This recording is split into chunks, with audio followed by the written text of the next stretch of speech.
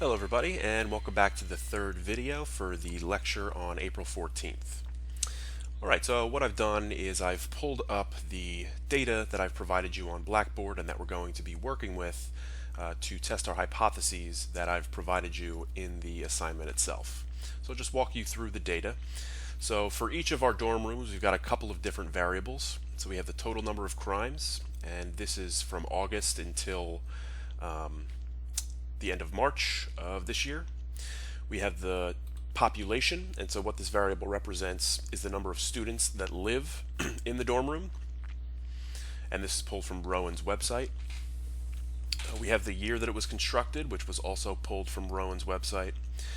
We have the age of the dorm room, and so this is just a variable I created based on the year it was constructed. The number of floors, and this is from the website, or the dorm room website. I looked at the maps. The number of entrances, this I actually made, did I make this up? No, this is real data, so I pulled this from the maps as well. The number of stairwells, this is real data. This is provided in the blueprints for the dorms that I pulled. Number of resident assistants, this is real data as well. This is on the website. CCTV, I made this up, so this is a variable I made up. Initially with this assignment, you were going to actually go out and collect a bunch of data, and it was going to be much bigger than this, but of course that's not happening now, so I just made this up. The number of RAs per student, and I just calculated this based on what was provided on the website about the number of resident assistants and the number of students living in the dorms. And CCTV, I calculated that the same way, but again, CCTV is fake, not a real variable. Right, so these are the data that we're going to use to test our hypotheses. And so if you recall, that first hypothesis suggested that we have crime in the dorm rooms because they're poorly laid out. In particular, there's too many stairwells, and because of that, there's just a greater opportunity that people can commit crime. So we're saying that the stairwells essentially facilitate criminal acts.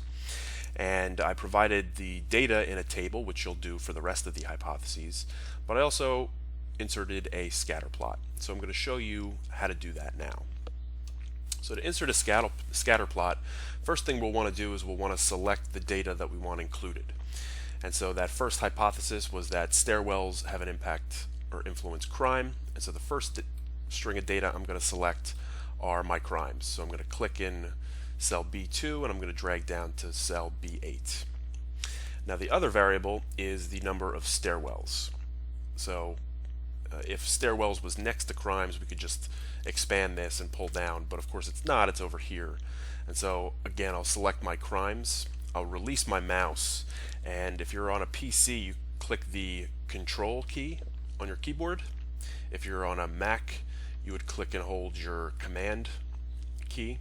So with Control or Command down, we're going to then select the stairwells data. All right, and you can release. Then what we're going to do is we are going to go to the Insert tab, and we're going to select this scatter plot or XY chart. All right, so we'll click the down arrow and we'll select this first scatter chart. When you click it, it appears on your screen. And now you should notice this chart actually looks a little bit different from what I provided you in the workbook. And the reason is because on the vertical axis here we have the number of stairwells, and on the horizontal axis we have the number of crimes.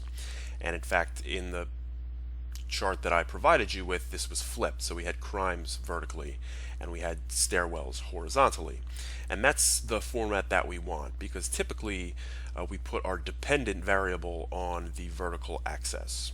And so what we're saying, we're not doing a statistical test here, so a dependent variable might be the wrong terminology to use, but what we're saying here is that the number of crimes is going to depend on the number of stairwells. So as stairwells increase, so will the number of crimes. So because crimes is our dependent variable, we want that here on our vertical axis. And then we want the independent variable, the thing that we think influences crime, to be on our horizontal axis. So what we'll do is we'll just switch them. So what we can do is we can right click on our chart and we can click Select Data, and a familiar dialog box should pop up for you, and now we'll, under the legend entries box, we'll click edit. And so you can see here, if we look, that we can see that the X values are from cells B2 to B8, right? So the X axis is B2 to B8. And then in the Y axis, we have H2 to H8. Well, we want those to be reversed so that we can get crime on our vertical axis. So what we'll do is we will click this bubble, and then we'll select stairwells, select all the stairwells data, and click enter. And then we can do the same thing for Y. Click, select crimes, and click enter. And now they've switched. Right, so we've got the number of crimes vertically and the number of stairwells horizontally. And so we'll click OK. And again. And so this now is the actual chart that I've provided you in the workbook exercise. So as I already mentioned, how this works is Excel took each of the dorms and it plotted where the number of stairwells and the number of crimes intersected on this grid. So for Hollybush, or Holly Point, we had 88 crimes, so Excel started at 0 crimes and went up to 88. And we had 13 stairwells, so then Excel went all the way over to 13. Right? So that's what I mean when I say where the two variables intersect. And so if you hover over each of the points, it'll tell you the values. So 13 and 88, as you see, for this point is based on the number of stairwells and the number of crimes for Holly Point. So the next question should become, well, okay, how do I decide whether my hypothesis is supported or not? So I'm not going to show you with the variables that I have provided you. I'll just create some new ones. So actually I'm going to sort here.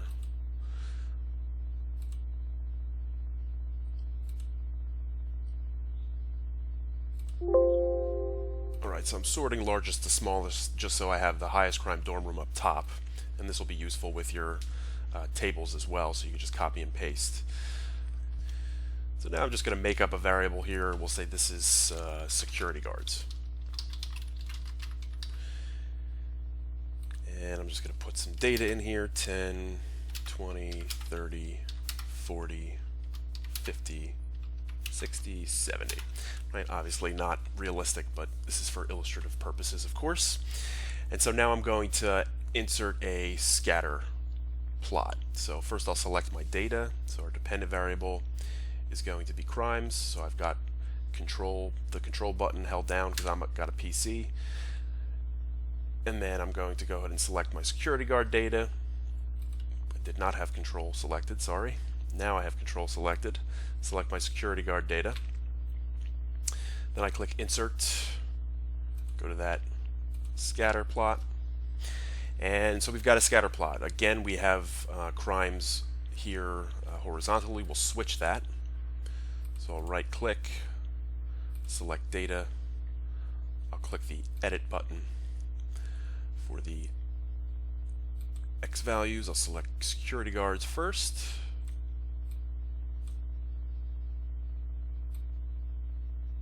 And hit enter. Then I'll select crimes. And I'll hit enter. And then I'll click OK. Alright, so we've got our scatter plot where we've plotted crimes against security guards, again made up. So again, if we think about what Excel did, first we looked at Hollybush as our first point. We've got 88 crimes here. We've got 10 security guards. So Excel went up to 88, went right to 10, and plotted that point. Did the same thing for Chestnut Hall, Evergreen, and Mimosa, and so on. And so what we're seeing here is that as the number of security guards increase, the number of crimes decrease. So Holly Point had a bunch of crimes, 88, and only 10 security guards. The next highest crime dorm had 25 crimes, but 20 security guards. Fewer crimes, more security guards. This point keeps going down. And so we're reading this chart left to right, and so what we can conclude here, can't conclude that security guards caused the reduction in, or the lower levels of crime at the dorms.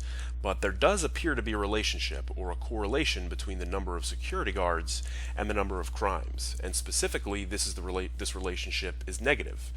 Right? So the more security guards we have, the fewer crimes that we have. And so if that was my hypothesis that I was testing, I would confirm that this hypothesis is supported by this data.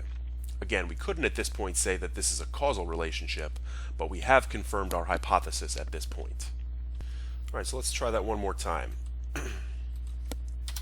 So I'll create a new variable here, and we'll call this variable number of freshmen.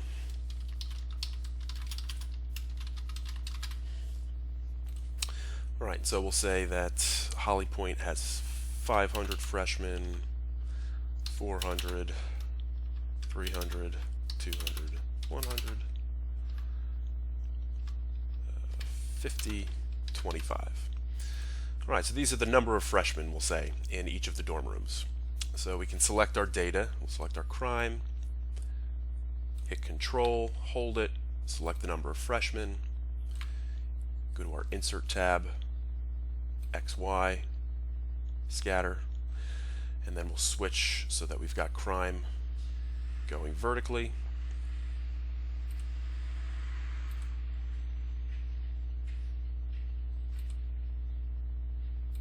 First selecting the number of freshmen and hitting enter, then selecting crime and hitting enter, and click OK. All right, so what we're looking at here now is a positive relationship. So again, looking at Mullica Hall first. All right, so if I hover over Mullica Hall, we'll see that we've got 4 crimes, but we've got 25 freshmen. If we look at the next lowest in terms of crime, Magnolia Hall, we've got 10 crimes and 50 freshmen. Next one, we've got 100 freshmen and 13 crimes. And as we keep going to the right here, our bubbles are getting higher. And so what that's suggesting is, yes, we do appear to see a positive relationship between the number of freshmen and the number of crimes. So more specifically, the greater the number of freshmen, the higher the number of crimes. Put another way, the fewer number of freshmen, the lower number of crimes. And so there does appear to be a relationship, so we can say, if we were hypothesizing that the number of freshmen influences crime, and specifically that more freshmen means there's going to be more crime at a dorm room, we could conclude here that that hypothesis is supported with this data, because as the number of freshmen increase, going from left to right, so do the number of crimes when we look from bottom to top.